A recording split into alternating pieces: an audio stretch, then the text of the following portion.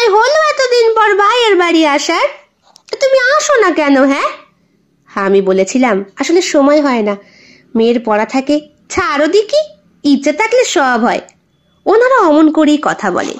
আমার ননদ আমার পিঠে হাত রেখে বলেছিল, কিছু মনে করো না। ওরা ওইরকমই। আমি জানি, কিছু মনে করিনি।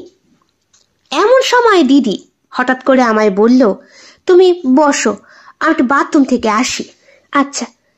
দিদির বাড়ির বাইরে আলাদা শৌচালয় রয়েছে, আর আছে ঘরের ভেতরেও একটা। ওই ঘরের ভেতরের যেটা, ওটা রাত হলে ওরা ব্যবহার করে, বিশেষ করে গভীর রাতে।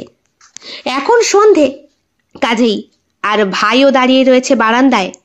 বারান্দা পেরিয়ে ডান দিকটা সরে গেলেই বাইরের ওই শৌচালয়টা দেখা যায়। আলো ধরিয়ে ননদ সেখানে গেল। আমি বুঝতে পারলাম আমারও একটু বাথরুমে যাওয়ার দরকার।